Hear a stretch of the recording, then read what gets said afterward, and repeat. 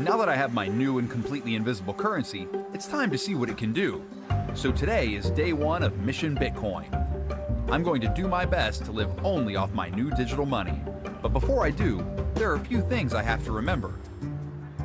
First, Bitcoin is really just like any other currency, the same as dollars, euros, or yen, but it's global. Second, rather than having to go through a credit card or a bank, Bitcoin transactions have no middleman. The result? A cheaper, quicker, and easier way to use money. Third, it's anonymous. Well, sort of. The identity of the user remains unknown except for a string of randomly generated numbers associated with their wallet. So I got my Bitcoin, and the good news is it's actually gone up in value today.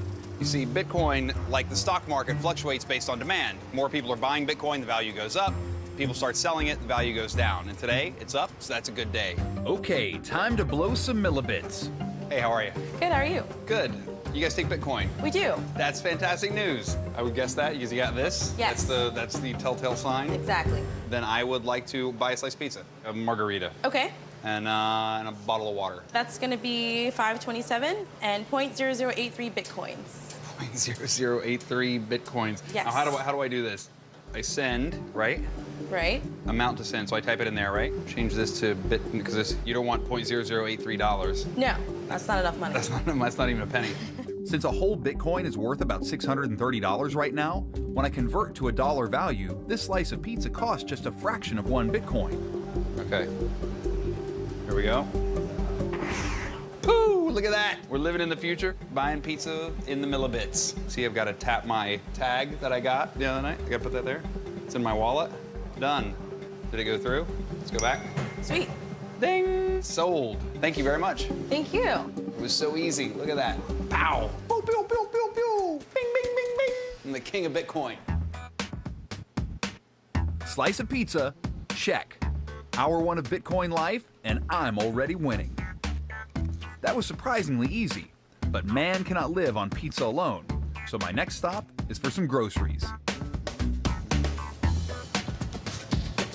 You all set? I'm all set. You got the iPad checkout, you got the MacBook register. We do. You're already a store of the future here.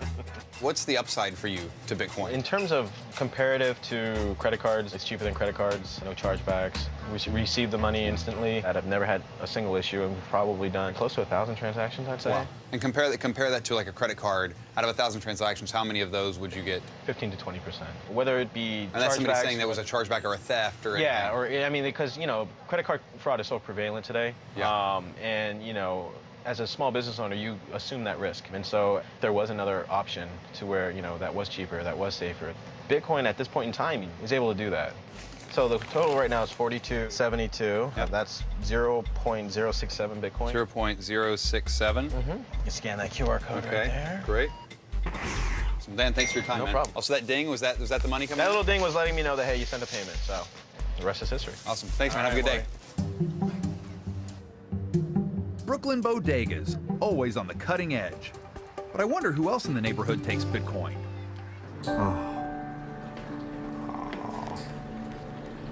Thank you, Bitcoin, for making this happen. So far, living in the Bitcoin world has been incredibly simple. But I'd be lying if I said it doesn't feel kind of surreal.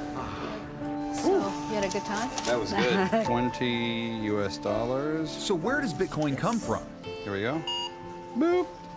And who created it? Back in 2008, someone named Satoshi Nakamoto released the white paper, a sort of manifesto outlining why Bitcoin was created. It was intended to subvert normal currency and be something that couldn't be manipulated by traditional financial or governmental institutions. The paper also outlined the programming code that would make up the structure of Bitcoin. But to this day, no one really knows who Satoshi really is. In March 2014, Newsweek incorrectly said it was this guy. But if we don't know who made it, how do we know it's safe? And how do we know it's a safe place to put our money?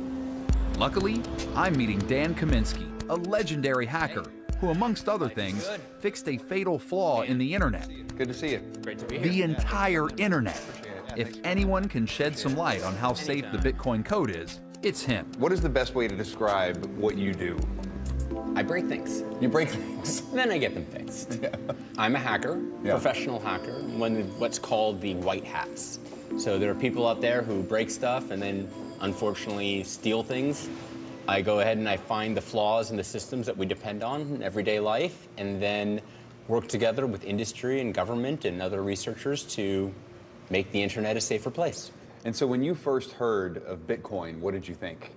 I thought, wow, this is gonna fall immediately. So I decided I would set out for a couple months to show where Bitcoin's problems were. And what happened? It didn't fall. Not at all. No, it was really weird. Every single time I hit on something that had to be its fatal failing, no, they had found that before. You could sort of see in the code where that had once been an issue, and they had gotten rid of it. It is a beautiful system. Now, don't get me wrong, there have been problems, what we call the metacode, the code around Bitcoin. Yeah. That stuff's been hacked. But the core system, the core magic, the core problem that Bitcoin solved that had never been solved before remains solid. It's safe. And is it getting safer? I think so. Yeah. The technology being built to support Bitcoin, this new generation of metacode, this new hardware, this new software, not just being useful to secure Bitcoin, but being able to secure a lot of the problems we have in computer security today. Are you Satoshi Nakamoto? I am absolutely not, and you're not the first person to ask. How do I know you're telling me the truth? Would this face lie to you? Excuse me, do you take Bitcoin? We don't take it, I'm afraid. You don't? No. You want me to grab this? That would be, I don't have any cash. All right. Sorry, thank you. Okay, so now I owe Dan lunch. Bitcoin failed. Thank you. So if everything is as transparent as Dan says, I should be able to see how Bitcoin works and how it's created. Turns out the heart of Bitcoin is a series of digital mines all around the world. And fortunately, there's one I can check out in upstate New York.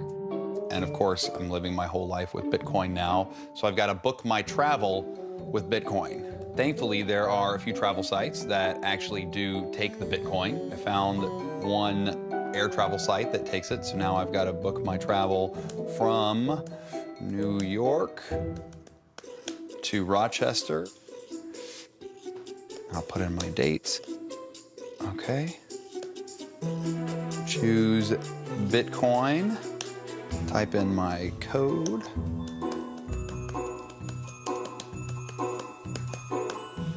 And boom. I just booked a flight with Bitcoin.